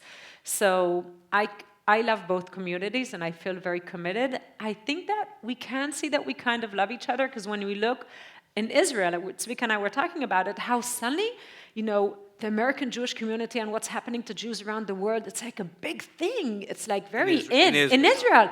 You're like, right. You became a rock star over the past year. Yeah. Who thought that would happen? I mean, I'm joking, but that's my like mother, just my mother. That's your mother. Nobody Okay. But it's like suddenly this became this issue, and everyone's talking about it. So I think that's also what happens with families, that we never really split apart, and that's what I don't agree. But I think that we need to air out this kind of discussion and see how we redefine the relationship. So. I'm wondering what each of you think we have to learn from the other sides. For instance, I could tell you I was an emissary, a shaliach, for the Jewish agency in South Florida a few years ago. It was a long time ago. And I remember, Israelis go on shlichut, and they're like, we're gonna go there for a year, 2 years, and we're gonna make all those American Jews want to make Aliyah. Like, you don't say it out loud, but like, it's in your head. Like, that's kind of what you think you're gonna do. And I remember I was in this Jewish community in South Florida, an amazing Jewish community, and it was so difficult for me to internalize the fact that I wanted to live there. I wanted to be part of that amazing Jewish community that I was working in. The synagogue had, amazing content every single day, different shiurim, different lectures, a scholar in residence. The schools, the school I taught in wasn't so good, but the other ones were amazing. And you saw chesed, people helping each other out, families eating together on Shabbat, 3-4 families together. It kind of reminded me of my childhood in a settlement in a yeshuv in Israel. And I'm wondering what you guys think we can learn from the other side, like what the American Jews have to learn from Israel, and what Israelis need to learn from American Jews. Danny, you want to start? So on both sides, I think, what Israelis have to learn from American Jews has to do a lot with the value of pluralism, with the value of religious creativity, with the ability of feminism to impact to greater degrees the religious edifice, and so on and so forth. I think, look, if you look, where I live in South Jerusalem, and you look at the institutions that are really kind of shaping, certainly Jerusalem, and I think wider ranges out, the Israel Democracy Institute, Shalem College, where I work, the Hartman Institute, Pardes, Kilat Zion. I mean, you can go on and on and on and on. These are all institutions that are, number one, founded by people with some sort of Anglo connection and roots, and quite frankly, also funded by a lot of Anglo money. And these things have huge implications across Israel. I mean, obviously, the waves are felt most strongly in Jerusalem and then beyond, but they're being copied, and Pelech has been copied in Rehovot and other kinds of places. So I think that, feminism, tolerance, pluralism, civility of discourse, these are issues that Israelis are learning to an extent from America, and there's a lot more to learn. What do Israelis have to teach American Jews? About a sense of devotion to something larger than oneself. In other words, the fact that you are expected to serve your country. This would be a much better country if every 18-year-old served their country in the army or or whatever it would be. Our kids are infinitely better human beings and more sophisticated human beings because they give up a chunk of years for that. I think the incredible importance of speaking a Jewish language. Language is not simply utilitarian, how you walk into a restaurant and order a something or other. A language says everything about belonging and so on and so forth. And I think, quite frankly, the importance of homeland. It's not an accident that that Israelis are thriving. And Rachel is 1,000% right. There's some unbelievably fascinating things happen in terms of the way Israelis are reinventing Judaism. And Shmuel Rosner's new book, with Camille Fuchs, which was just translated into English, called Israel, hashtag, of course, Israeli Judaism, is a really interesting way to kind of see some of the things that are developing. But those kinds of things can't happen when you're 3% of the population. They can only happen when you're 80% of the population. You feel a different kind of sense of being able to expand your lungs and spread out your wings and do things. So I think that American Jews can learn about the importance of land, the importance of language, the importance of commitment to a larger self. And I think together what we have to learn how to do is, as Rachel said, and as I tried to argue in the book, is we are really, really very different. And what we have to hope, we want to use the couples therapy analogy, which I actually also use in the book. When you're in your 40s or in your 50s and you go for couples therapy, for whatever reason you're going to go, if the therapy is entirely successful, you're still not getting back to where you were when you were 18, holding hands along the Santa Barbara beach as the sun was setting. That's done. Like, you're just not going back there. You're going to have a much more different, a much more sophisticated, nuanced, not nearly as lovey-dovey, but hopefully even more meaningful kind of a relationship. We're done with the 18-year-old stuff, and we've been through some very hard times together. If we can recognize that we both are extraordinarily successful Jewish accomplishments, but we're also both deeply existentially threatened, and we don't know where the future lies for anybody in the Jewish world, then we need each other, and we embrace each other because we understand that the Jewish people is going to move forward and rise or fall together. That's the way history has always been. So I think there's a tremendous amount of mutuality here despite our differences. Okay, Michael? So a little bit similar. I would say what American Jews should be learning from Israeli Jews are about ties that bind. Within the American Jewish community, Israel for a long time was the tie that bound everything together, and it certainly no longer is to the extent that it once was. And frankly, I've written recently that I think that American Jews certainly should not embrace anti-Zionism by any means, but should perhaps make Israel itself less of a focus of American Judaism because it's crowding out everything else. And if American Jews are discontented with Israel and there are no other ties that bind, then American Judaism itself is going to fall apart. And so I think that American Jews should look at, Danny mentioned Hebrew, that's a great one, right? I think that there should be an absolute rededication, or perhaps rededication is the wrong word, dedication, among American Jews to learning a common language that is unique to Judaism. But can you learn Hebrew without focusing on Israel? Yes, I think you can. Yeah. Yeah, I don't think that the two have to be tied together at all. And again, I'm not saying remove Israel from the American Jewish conversation by any means. But I think Yehuda that, Halevi, Shlomo Ibn Gviro, they weren't Zionists. right, and there was no. ליבי במזרח ואנוכי בסוף מערב. No, בסדר, but there was no Jewish entity. These people grew up in and were raised in deeply Hebraic, right, centuries and centuries ago, before Theodor Herzl had, but twinkled. But living, right, or even the before, living language of Hebrew today is in a country. You know what I'm saying? You're not learning an historic language. I mean, the language is historic, but you're not going to teach It can be done. That's the kids. only point. It can be done. They're Right, going to it can want be to done. sing Tudu Bom, Statik and Benel. They're going to want to, Omer Adam. fine, They're not, but before Hebrew Meta was Yiddish, Barzilai. right? I mean, Jews throughout history have a language that bound them together. So today, the obvious answer would be Hebrew. I'm not saying let's revitalize Yiddish as a language. Whether it's that, whether it's frankly a greater dedication to Torah study, right? Something else that can bind Jews together. Whatever it is, I think that's something that Israeli Jews have in some ways almost naturally because they are more of a defined nation. But I think that's something that American Jews can certainly learn. And the opposite, what do And the opposite, I think that Israeli Jews need to learn from American Jews the mechanisms for existing in a place where you're not the majority. And obviously in Israel, Jews are the majority, but of course Israel is not the majority in the world by any sense. And it's interesting when you think about Israeli Jews and American Jews, how they view their security. So for Israeli Jews, they obviously view the state of Israel as the ultimate bedrock of their security. They have a state, it's a state of their own, it has an army, it protects them, and that is the key to Jewish security and Jewish survival. In the United States, American Jews look at things very differently. American Jews, for the most part, look at the key to their security as protection of all minorities, not just Jews. Because as a small minority in this country, 2%, most of us understand that only if all minorities are safe will we be safe as well. And so it's this lesson that I don't think Israeli Jews ever have to grapple with, because they aren't a minority in their country, of course. But here, American Jews don't look at Israel as their ultimate guarantor here. They perhaps look at Israel as their ultimate guarantor But down the road. How would they be able to feel a minority if, what I'm saying? So I think that the same way that American Jews recognize that, if all minorities are protected, it's better for them. I think that Israel on the world stage could do a better job of looking at other countries that are perhaps in also precarious situations and trying to build alliances with them, understanding that when there is a world order that protects all states not based on how big and how strong they are, but because they are states and have rights to exist, that may ultimately be a better strategy for Israel in terms of living in the world than simply glomming on to might makes right. Okay. Rachel? I think what Israelis should learn from the American Jewish community is much more innovation in Judaism.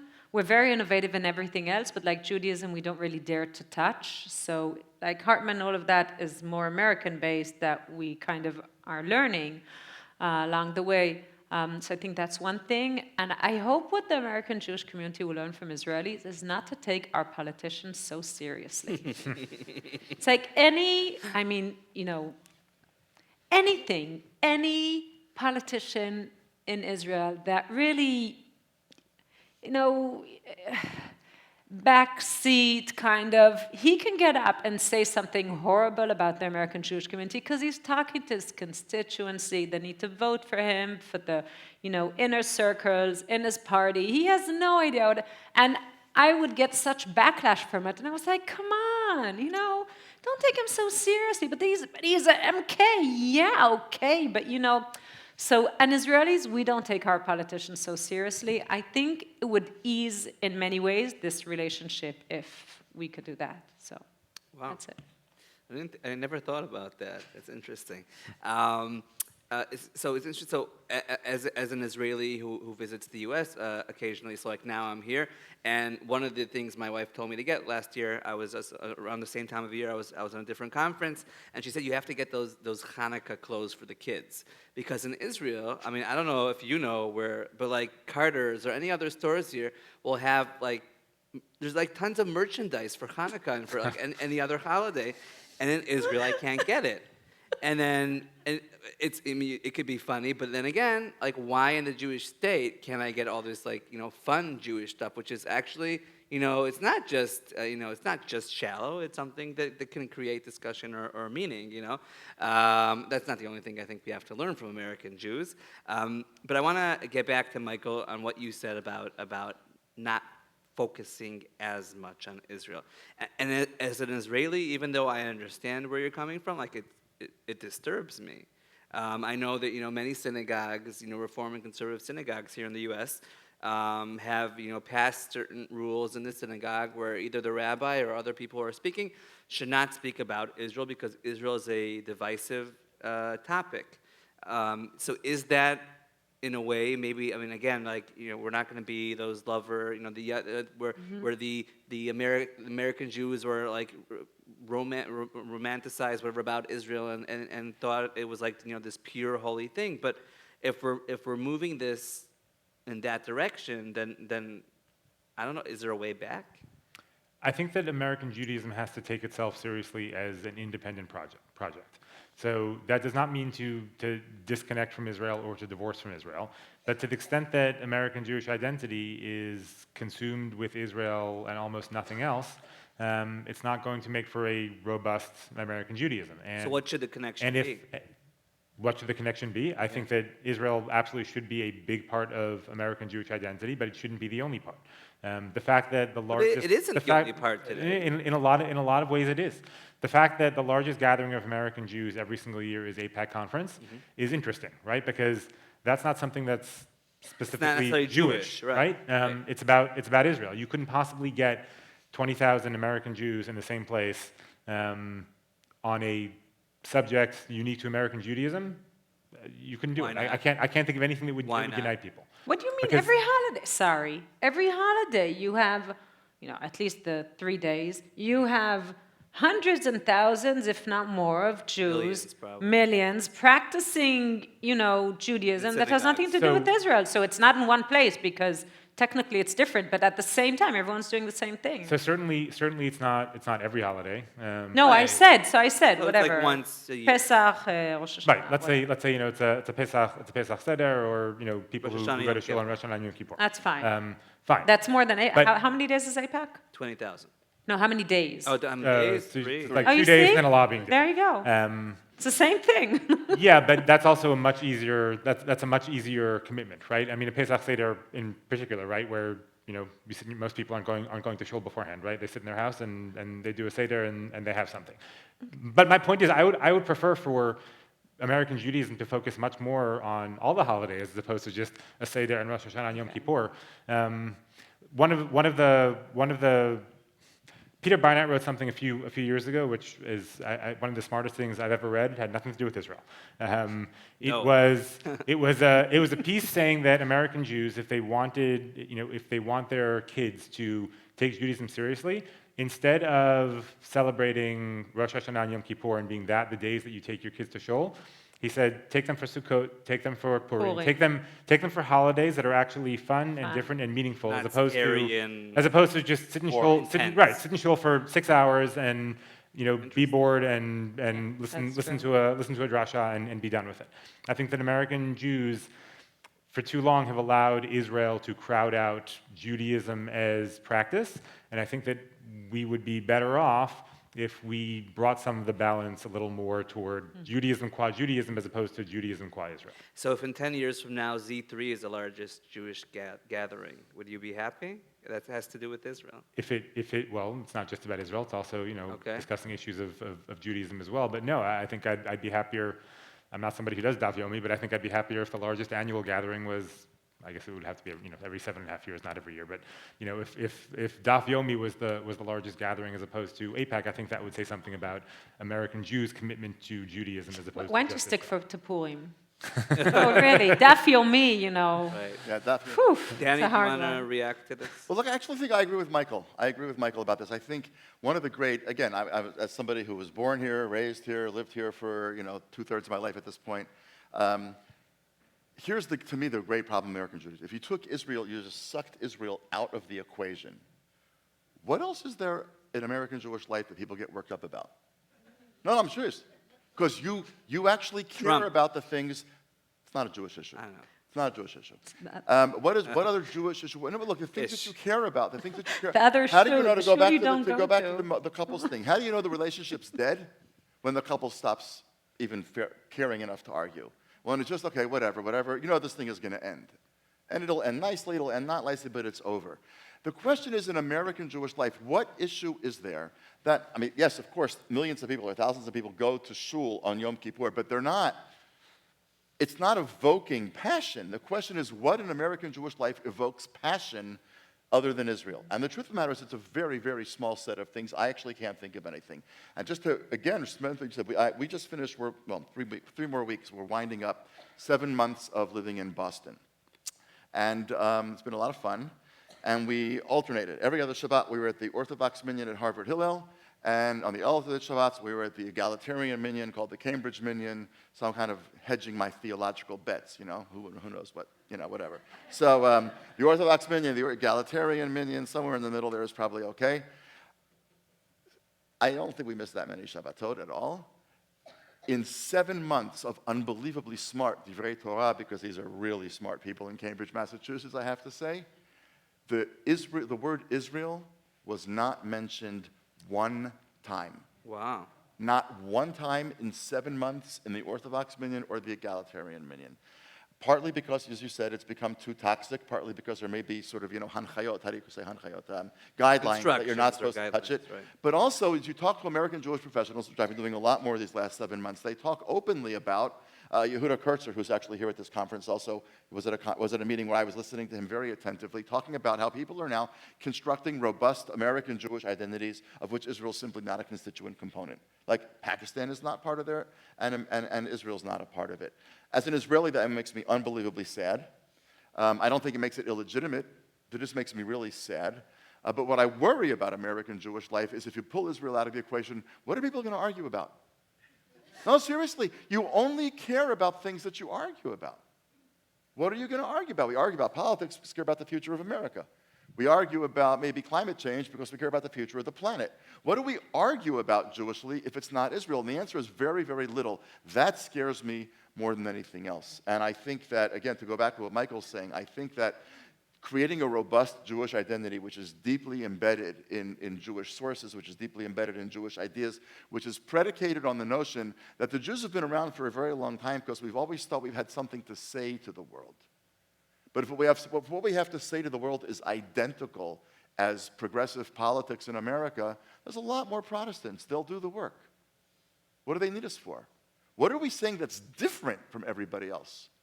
And the only way we can say something that's different is if we go back to our texts and back to our sources, and that remains a complete Control-Alt-Delete on 90% of American Jewish education. Israelis here, I think, really here we do have a leg up. I mean, I think if you look at the Rosner Fuchs book and others, something really creative and interesting is happening in Israeli Judaism, and I think Americans could learn something about that too. Okay, I want to get to questions from the audience. Just one question with like a short answer, if you can try. If you can think of any solution to all these, you know, issues we mentioned about, you know, I mean, you kind of maybe gave us some sort of a solution to focus on, you know, American Jewish identity. But if any of you have an idea of a solution that could help create some sort of bridging this gap or strengthening each side's identity, but in a very short and Massive rise in anti-Semitism. I'm sorry? A massive rise in anti-Semitism. I say this not kiddingly. Tragically may not be imaginary, and it would bring us together. It's the worst possible reason. But it works. But unfortunately, tragically, it Right. works. But I would say we have to go back to the sources, as that book once was called. What's made us Jews for thousands of years is regardless of how we practiced, there was a set of texts that animated our conversations. That's what it's got to be again. Okay, Michael? I think that we have to know each other much more. And listen, we come to this conference, and I think we all know all the Israelis that are here. Right. I mean, it can't be that. I mean, and I was in the Knesset I actually for met 4 years. many Israelis here who live like Oh, very live close here. to me for the first time. here. No, Oh, that live here, next yeah, to me of for the course. first time here. Yeah. So yeah. So I was in the Knesset for 4 years, so I didn't want to miss the work there, so I didn't come to this first time that I'm here after many years. But it's the same crowd, and I mean, that's not talking to Israelis. I'm sorry, it's talking just like in Israel we say it's not really talking to American. It's American Jewish professionals that that's what they do. That's what's happening in Israel. That's not good. And I once had this idea, and I couldn't persuade the Ministry of Education, but to make an opportunity for teachers to come to the camps here in the United States, the Jewish camps. And for the teachers in Israel, that's great because, they'll come with their family. It's a summer in the United States. And for the camps, it's amazing because you get excellent educators. They'll have to be excellent because they have to get accepted. And it means, you know, there's like a week or two that you miss an Israeli school year. So it means some kind of adjustment. But I think that much more of these kind of meetings, mayors, much less politicians and, you know, like regular real people, mayors, people, teachers, principals, like people that are Mayors on ground. aren't real people, maybe educators. Mayors in Israel are more and more real Yeah. people, but I think also in America, I think that's something that's changing in the world. But whatever, never mind. Like these kind of people to learn how to work together and to learn for each other, I think would be great. So. Okay. Yeah, similar. I would just say there needs to be greater understanding of what, on each side, what the other side actually thinks. I think that American Jews largely have a caricature of Israeli Jews in Israeli society, and I think that Israeli Jews largely have a caricature of American Jews in American Jewish society. And you know, maybe it means a reverse birthright, you know, which is something people have spoken about. It actually exists. So I mean, Starting, yeah. I know it exists, and I Gesher brings people to the United States, but I think in a more robust fashion. And I'd love to see American Jews when they go to Israel not just go for bar mitzvah at the hotel or go for Pesach and they don't leave their hotel, right? Like actually go when it's not a holiday and get out into the country and see sort of what Israelis are actually doing and how they're living. Right. Okay, I just wanted to say I agree with you about the summer camp issue. There's this program I run actually with together with Gesher, with the president's office, and we had this event for educators, and we wanted to who were on these reverse birthrights, and we wanted to create some sort of, like a serious level of content to get them in to continue their journey with diaspora. And I said, I want the president's residence, the whole campus there, to be a summer camp, like to turn it into a summer camp, you know, as much as you can with like signs and whatever, this and that. And I wasn't able to convince them, so I did bring in one lady, young girl from a Jewish camp, and that was the highlight of the event. She wasn't like a doctor or a journalist or whatever. She spoke, and she was able to affect like all of them. So we're going to open it up for questions, and please, if you can, even though this is a Jewish conference, try and ask questions and not just give us statements. Okay, so the young guy in the middle. I'm Israeli. Okay. I'm also non-believer. What do you suggest me to do with my own kids, which are 11 and 13 years old boys? What should I do with them to keep their identity? I'm not sure which identity, but maybe Jewish, maybe Israeli identity here in the States. Good question. Okay, so does anybody want to answer? Yeah, okay, I'll repeat the question, okay? He said he is an Israeli living here who is a non-believer, and he wanted to know what the panelists think about how they think he should educate his children to continue in some sort of identity, whether it being Jewish or Israeli. He wasn't necessarily sure which one. I mean, I think it depends on which one. So where I live outside of DC, and there are many Israelis who live outside of DC, either because they came working for the embassy and they stayed, or we have a very big Israeli expat community, and they tend to live in homogenous Israeli communities. We have there's a community close to my house that everybody calls the kibbutz, another one everybody calls the moshav. My kids, my daughter, my youngest who's 4, who's still in preschool, is at our local JCC, and half of her class is Israeli. I think that if you want to be an Israeli in the United States and preserve an Israeli identity, it's, depending on where you live, it's actually relatively easy to do so. I think it's probably going to be a lot harder to preserve a Jewish identity in the United States without actively engaging with the wider Jewish community, particularly because I think a lot of the Israelis who come to the US and remain in kind of Israeli-only communities, they tend to be less Jewishly affiliated. They're much more concerned about their Israeli identity than their Jewish identity. And whereas in Israel, because it is a Jewish state, you can have both of those things at once. That's very hard to do here without actively working on the Jewish identity part of it.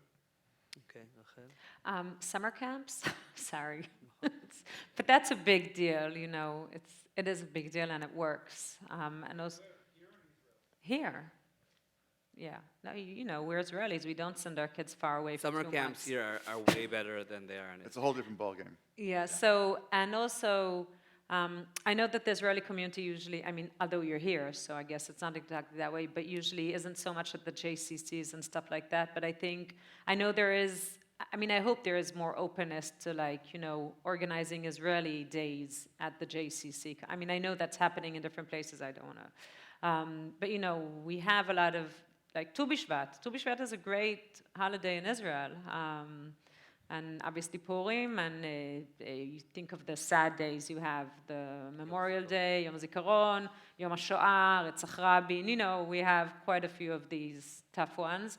Of course, Yom HaAtzmaut, you know, we have there, and that's more Israeli kind of than, it could be Jewish, but whatever. And I, you know, if I just want to say something else, that I learned that whenever something is very important to me, it's more than attending something, but organizing something. So, you know, if you organize something, so then the entire family is active. Like whenever I passed legislations, my children knew what you know, I wanted extra weeks for maternity leave. So I had my 12-year-old daughter, she was rooting for me, you know, you'll do it. It was against all odds. And she said, you'll do it. And when I got it, when it passed, I called her. She was the first one I called to tell her, you know, the legislation passed. So if you do something with excitement, so and your kids join in, so you're fine. That's so. Okay. Danny, nothing. Agreed. Okay, I just want to say one thing to what you asked is it drives me crazy that Israelis come here, and then when they're here, they want to connect to the Jewish identity. And I feel like, you know, Israelis that had that experience here should try in some way to send that message back home, either if they're staying here or if they move back to Israel, that there needs to be some sort of Israeli secular or whatever movement of Judaism. I mean, there are definitely, but you know, that understand that it's not a threat, you know. As a religious person, I could tell you that it annoys me that in Israel, you know, secular people feel they can't practice their Judaism. Yeah. Okay.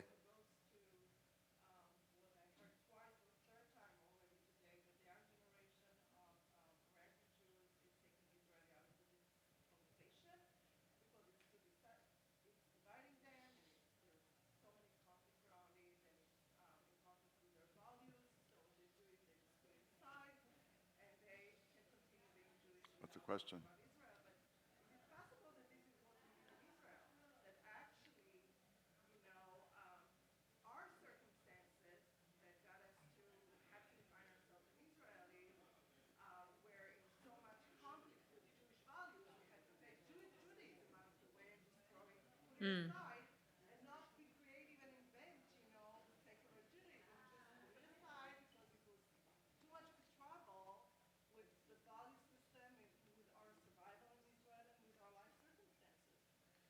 Okay. Well, I'll just respond quickly. I think that that's actually not what's going on in Israel anymore. I mean, I think you're 1,000% right. That was an apt description of what was going on with Israel and secularism and Zionism 30 years ago. It's completely not what's going on now. I mean, when I look at the students who study at Shalem, who are all Israeli, 100% of them are Israelis, and the vast majority of them are not Anglos, whatever, the amount of religious searching on the part of secular Jews, not religious searching because they're going through some massive thing and they want to become chozrim b'tshuva. They just are looking to become part of the Jewish people's conversation with tradition, with each other, and so on and so forth. So they fill a place like Zion on Friday night for Kabbalat Shabbat, and then they leave before Ma'ariv because they're not there to daven, but they do want to spend an hour singing and Just talking. mention and so what Sion is. Zion is a kind of an egalitarian but very traditional minyan in South Jerusalem that attracts Orthodox and secular and men and women and Ethiopians and whites. It's actually an amazing thing run by a woman rabbi named Tamara Led Applebaum. But my point more broadly is, I think there's a tremendous amount of experimentation and yearning going on among Israelis, and I think it's also really super important for us to know one of the causes for this, which is that Mizrahim, who were once really shunted to the side of Israel's socioeconomic, cultural, political enterprise, are now making their way in, and they are the majority of Israeli Jews. And for them, they're not halachic, but they never shunted away the importance of being at a Shabbat table, of doing, and I think the Ashkenazim are learning from these Mizrahim in a certain way that it doesn't all have to make perfectly good theological sense. There's just something wonderful and warm about being part of this tradition. So I think your description is apt 30 years ago. I think it's really changing now tremendously. Okay. Okay. Yeah, in the back. No. The girl. The girl and then the boy. Sorry. You have to let the girl. Yeah. So we'll start with her and then, yeah. Maybe we'll take these two questions one after another. Okay.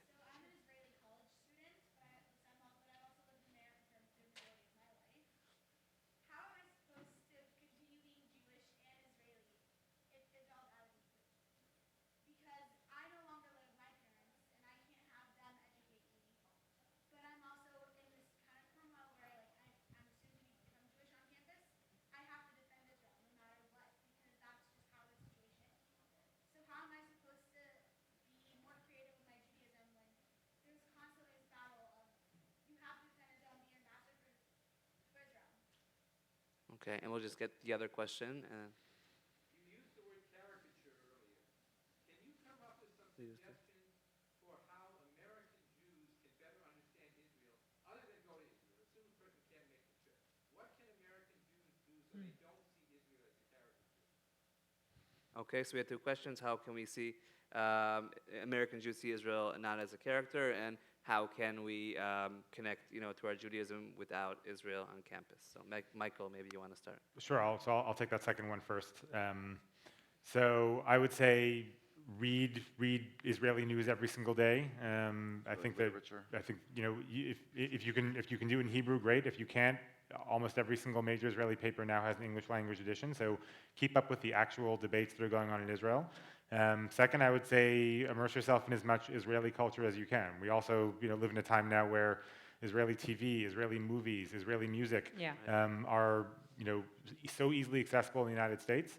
And I think that if you do those two things, you'll get a much better grasp of the way Israelis speak and think and what they're talking about. Whether you agree with what they're saying or not, I think you'll have a better sense of what is actually taking place in Israel without being there. Okay, Rachel? I agree with the newspaper, with this, with what you said about how to learn about Israel without being there. But I want to say something about the campus. Before, Danny, you were talking about the army, how the army is, years that it really changes you. And I think that in many ways, I want to say that these years on campus, it's like you're becoming like your combat years. They're very hard. I know they're intensive. You have to stand up for something bigger than you that you're not sure you identify with, but you just kind of have to. And people perceive you in a different way necessarily than you would want them to perceive you. But so I also, that's why I also have a hard time thinking that really Israel is out of the equation. I think people are trying to escape from Israel because it's not always comfortable to discuss or convenient, but Israel is still part of the equation. And yes, defending Israel sometimes is not so easy. And I do think, we didn't really, we talked a bit about how to make the relationship easier, but I do think that it's also our responsibility, I don't see how we can end the occupation tomorrow morning. If we could, we tried it for 20 years, with the Oslo Accords, didn't work. So, but I do think that we need to make it easier for you in the sense that, think about how to prepare you maybe, or maybe that's something the Jewish community needs to do, but there should be much more preparation. I talked about combat. I think, just like in basic training, you're prepared for these difficult years. So I'm sorry I became so army-oriented, but I think that this is something that you have to come much more prepared to campus, and I do think it would be very wise if Israel would take some responsibility on this issue. Okay, I think we have time for one more question. Yeah, in front. Okay, so in the beginning you were talking a little bit about politicians and policy and whether or not changes there would change the relationship. And I wonder why, if Israel in a civic way addressed some of the biggest challenges facing the younger generation in every country in the world, why that wouldn't be one of the solutions. I'm not talking about a mission to Mars, but a more fair system of education, universal health care,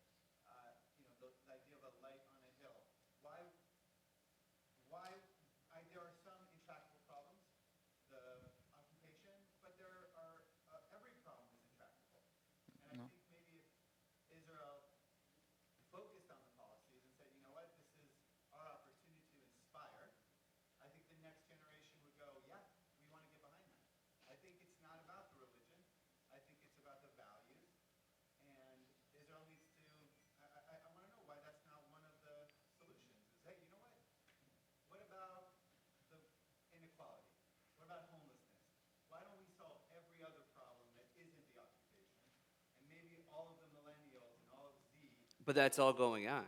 Right, exactly. Things In other are words, first of all, show me the Western society that has solved all the problems. I mean, let's.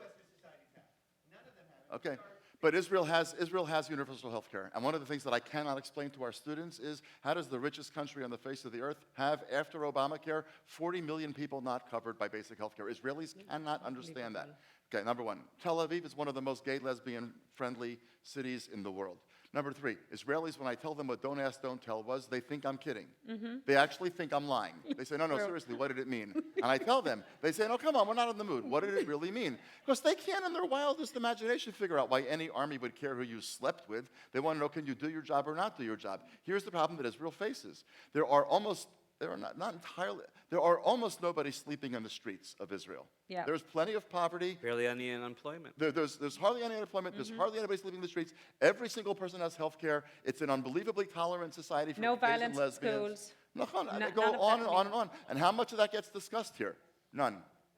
It just doesn't, it gets no traction because both from the press and the academy, and frankly from many American Jews, they don't want to talk about our healthcare successes, our gay and lesbian successes, our homeless successes. No, but All there they is- want to I'm- talk I'm about sorry, is the occupation. But there is. I mean, we did a lot of, there were movies on these issues, and, I think a lot of what we do in art is, and in fact, what you're talking about is like the Golda Meir kind of thing. That's how she, when she worked on the foreign affairs, that was a big issue.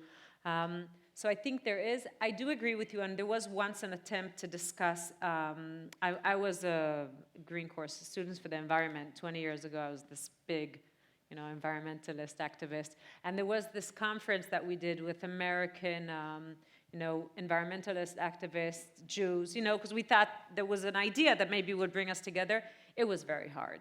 It was very hard. Everything immediately, you can't talk about environment if you're occupying. You can't, justice is justice, and this kind of thing. And so, I mean, I wish it would work because I think we're a pretty nice country. We have our complications, and mind you, I was in politics, so I know, but it's very hard to discuss this. But I do think the only place it really works is art. Homeland, all of that kind of Our Boys, it kind of gives the perspective. I would personally say not Our Boys. Our Boys is, I think But, it was, I was deputy mayor of Jerusalem at the time, okay? I saw everything Our Boys is the on series, ground. Netflix series now regarding. Muhammad Abu Khder. Right. Okay. Yeah, I saw it on ground. It is pretty accurate. And I think that when you look at it. Without representing the fact that 3 young. But that's not the boys movie. were It doesn't hijacked matter. and Okay, killed. never mind. Well, We'll get but into that. we're not going to get into We'll be that. here for another hour. Okay. I just want to end. Thank you very much, everybody. Thank you very much, Zvi. I want to end with a sentence from Natan Sharansky, because what Michael said is still stuck in my head, and I got to work with it. But Natan Sharansky said there's 2 things that can help, that will let Jews survive outside of Israel. One is Zionism, and one is religion. If you have both of them, you will survive. Your next generation will survive as Jews. If you have one of them, you can survive, but you could even see different, extreme movements of not having Zionism there, and they're not in an amazing place sometimes, and a lot of people leaving them. And then the other side, you could have Zionism without religion. But if you don't have one of the 2, then there's probably no way for the next generation to keep on that. So thank you very much, everybody, and have a great day.